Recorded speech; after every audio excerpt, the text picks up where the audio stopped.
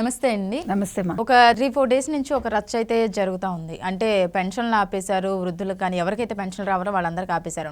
కానీ వైఎస్ఆర్సీపీ వాళ్ళు చెప్పేది అంటే టీడీపీ వాళ్ళు చంద్రబాబు నాయుడు గారే కావాలని ఆపేశారు అని చెప్తున్నారు. కానీ మనం చూసుకుంటే కనుక మధ్యలో సెలవులు రావడం, వీళ్ళే ఆపేయడం, వాళ్ళ దగ్గర ఉన్న డబ్బులన్నీ తీసుకెళ్లి కాంట్రాక్టర్లకు ఇవ్వడం ఇలాంటివన్నీ జరిగినాయి. కానీ వీళ్ళు చెప్పడం తెలుగుదేశం వాళ్ళే ఆపేశారని చెప్తున్నారు. దాని గురించి ఏమంటారు? అసలు మనం మొత్తం ఈ పెన్షన్ల వ్యవహారం అని కాదు, అంటే ఇప్పుడు ఈ వాలంటీర్ల వ్యవహారం అని కాదు, ఇది ఎప్పటి నుంచో వచ్చింది. అసలు ఈ వాలంటీర్లు వీళ్ళు కొత్తగా తెచ్చింది ఏం కాదు. మనకి 1982లో ఎన్టీ రామారావు గారు పార్టీ పెట్టినప్పుడే నేను వాలంటీర్ వ్యవస్థ తీసుకొస్తాం, 35 రూపాయలు నెలకి ఇస్తానని ఆ రోజు చెప్పారు. 83లో వచ్చాక ఆయన ఆ పని చేశారు, 30 రూపాయలు అప్పుడు. తర్వాత దాన్ని 85లో ఆయన 50 రూపాయలు చేశారు. చంద్రబాబు నాయుడు గారు వచ్చాక వాళ్ళకి పెంచుకుంటూ వెళ్ళారు. ఫస్ట్ 200 ఉండింది, దాన్ని వైఎస్ఆర్ గారు కూడా ఉంచారు. ఆ తర్వాత ఈయన 1000 రూపాయలు చేయటం, తర్వాత దాన్ని ఒకేసారి 2000 దాకా వెళ్ళింది. అది ఇప్పుడు వీళ్ళు 3000 అని చెప్పి ఒకేసారి 3000 చెయ్యలేదు. వైఎస్ఆర్సీపీ ఏ హామీ ఇచ్చింది? మేము వస్తే వాలంటీర్లకు 3000 ఇస్తాము అని చెప్పారు. 3000 అయితే ఇవ్వలేదు, మేము విడతల వారీగా ఇస్తామని 250 అట్లా పెంచుకుంటూ వెళ్ళారు వాళ్ళు. అయితే అసలు ఇప్పుడు దీనికి ఈరోజు కొత్తగా వచ్చిన ఎన్నికల కోడ్ కాదు ఇది. ఇప్పుడు జన్మభూమి కమిటీలు ఉన్నప్పుడు కూడా ఎన్నికలు కూడా అంటే సిఈసి ఇదే చెప్పింది, వాళ్ళని వాడుకోకూడదని. ఆ రోజు ఈ రచ్చ ఎవరు చేయలేదు కదా. ఆ రోజు అధికార పార్టీలో ఉన్న తెలుగుదేశం వాళ్ళు ఏమి గొడవలు చేయలేదు. ఇప్పుడు దీన్ని ఒక అస్త్రంగా వాడుకుందామని వాళ్ళు చూస్తున్నారు. అసలు వీళ్ళు ఏమడిగారు? వీళ్ళు తెలుగుదేశం వాళ్ళు ఏం వెళ్ళి అడగల కదా. దీన్ని అడిగింది అసలు వీళ్ళు కాదు. సిటిజన్ ఫర్ డెమోక్రసీ అని ఈ రిటైర్డ్ ఐఏఎస్ వాళ్ళు ఎవరైతే ఉన్నారో వాళ్ళు దీని మీద వెళ్ళారు కోర్టుకి, అంతే తప్ప తెలుగుదేశం పార్టీకి ఏం సంబంధం లేదు. వాళ్ళు ఏం చెప్పారు? సిఈసి మీరు వాలంటీర్లను ఇప్పుడు వాడుకోవద్దు, దీనికి ప్రత్యామ్నాయం చూసుకోండి, మీరు వాలంటీర్ని విధుల నుంచి తప్పించండి. ఎందుకంటే ఇప్పుడు మీకు మొత్తం వాలంటీర్లు ఎంత ఉన్నారు? 2,66,000. అవును. ఒక్కొక్క వాలంటీరు ఒక 50 మందికి అతను పెన్షన్ పంపిణీ చేస్తాడు. పెన్షన్ ఒకటే కాదు, మొత్తం వైఎస్ఆర్సీపీ నవరత్నాలను ఏదైతే పెట్టిందో ఈ నవరత్నాలన్నీ కూడా వాళ్లే పంపిణీ చేస్తున్నారు. తప్పకుండా వాళ్ళ ఇన్ఫ్లుయెన్స్ అయితే ఉంటుంది కదా. ఇప్పుడు మనం ఒక మనిషితోటి 2 రోజులు 3 రోజులు మనం మాట్లాడితేనే ఒక దగ్గరతనం వస్తుంది మనకి. అటువంటిది 4.5 సంవత్సరాలు ఈ వాలంటీర్లు ఒక 50 కుటుంబాలతోటి వాళ్ళు కలిసినప్పుడు ప్రతి నెల తప్పకుండా వాళ్ళ ఇన్ఫ్లుయెన్స్ ఉంటుంది. ఇప్పుడు ఇన్ఫ్లుయెన్స్ ఉండొద్దనే కదా వాళ్ళు తీసేయమన్నారు, అంతేగాని ఇప్పుడు విధుల నుంచి తొలగించమన్నారు, కానీ వాళ్ళని ఏమి రిజైన్ చేయమని ఏమి చెప్పలేదు. ఇంకొక విషయం ఏంటంటే 2,66,000 మంది వీళ్ళకి ఎప్పుడు 2019లో జూన్లో జీవో వచ్చింది, 104 జీవో వాలంటీర్ల కోసం.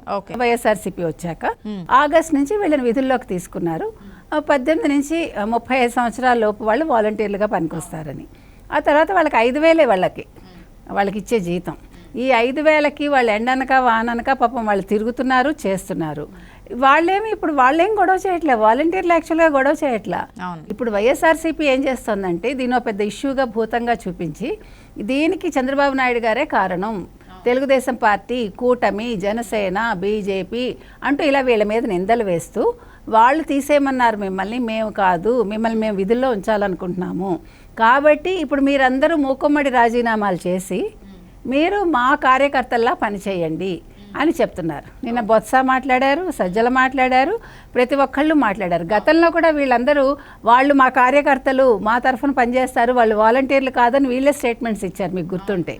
సో ఇది అసలు చేస్తున్నది వైఎస్ఆర్సీపీ. ఓకే, ఇంత క్లియర్గా చెప్పిన వాలంటీర్లని వాడవద్దు అని చెప్పిన ఇంత క్లియర్గా చెప్పినా సరే వీళ్ళు ఒకవేళ పెన్షన్లు వాలంటీర్లను పక్కన పెట్టేసినా సచివాలయం సిబ్బంది ద్వారా వీళ్ళకి పెన్షన్లు ఇప్పించవచ్చు, అయినా సరే చేయకపోవడానికి కారణం ఏమిటంటే 2 విషయాలమ్మా ఇక్కడ. ఒకటి, వాళ్ళ దగ్గర నిధులు లేవు. ఇప్పుడు మీకు ఖజానాలో డబ్బులు లేవు, నెంబర్ 1. నెంబర్ 2, వీళ్ళు 28వ తారీఖున సాక్షి ఏ పేపర్ అయితే ఉందో సాక్షి పేపర్లో, భారతీరెడ్డి గారి పేపర్లో వాళ్ళు క్లియర్గా ఇచ్చారు, ఈసారి పెన్షన్లు 3వ తారీఖు వరకు మీకు పంపిణీ జరగదు. ఎందుకంటే దానికి వాళ్ళు చెప్పిన రీజన్ ఏంటంటే ఇయర్ ఎండ్ ఒకటి, March 31 year end, March 31 Sunday వచ్చింది. మామూలుగా మీకు March 31 హాఫ్ డేనే ఉంటుంది బ్యాంకు. సో అదొక రీజన్ చెప్పారు. రెండో రీజను మేము ఏంటంటే ఇప్పుడు నిధులు లేవు కాబట్టి వీళ్ళు మళ్ళీ ఏదో ఒక డబ్బు తీసుకురావాలి కదా. ఇప్పుడు వీళ్ళకి వచ్చిన ఈ మొత్తం ఈ ట్యాక్స్లు, ఈ కలెక్షన్ అంతా కూడా 1,300 కోట్లు వాళ్ళు ఎవరికి ఇచ్చారు? కాంట్రాక్టర్స్కి ఇచ్చేశారు. ఎందుకని? ఇప్పుడు రేపొద్దున ఎలక్షన్కి డబ్బులు కావాలి కదా, కాంట్రాక్టర్స్కి వాళ్ళ బిల్లులు చెల్లించేస్తే వాళ్ళు కిక్ బ్యాక్ ఇస్తారు వీళ్ళకి. సో ఆ ఒక్క రీజన్ తోటి ఇచ్చేసారమ్మా. ఇచ్చేసి ఇప్పుడు డబ్బులు లేవు కాబట్టి ఇప్పుడు ఆ విషయాన్ని బయట పెట్టలేరు కదా. దీన్ని మనం ప్రతిపక్షం మీద వేసేసామనుకో మనకి ఓట్లు పడతాయేమో అని ఒక ఇది.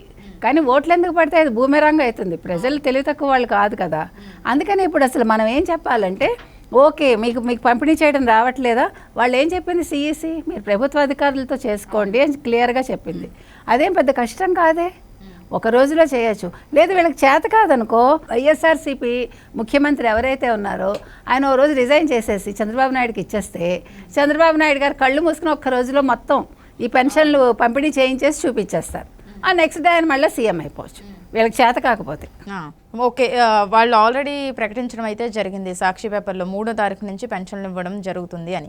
ఒకవేళ 3వ తారీఖు నుంచి ఇవ్వకపోతే పరిస్థితి ఏంటంటే? ఇవ్వకపోతే అంటే వాళ్ళ పరిస్థితి వాళ్ళే ఆలోచించి, నిధులు లేవంటున్నారు కదా, ఎక్కడి నుంచి తీసుకొస్తారు ఇప్పుడు? సడన్ గా తీసుకొచ్చి ఎక్కడి నుంచి ఇస్తారు? అదేనమ్మా, ఇప్పుడు అన్ని తాకట్లు పెడుతున్నారు కదా.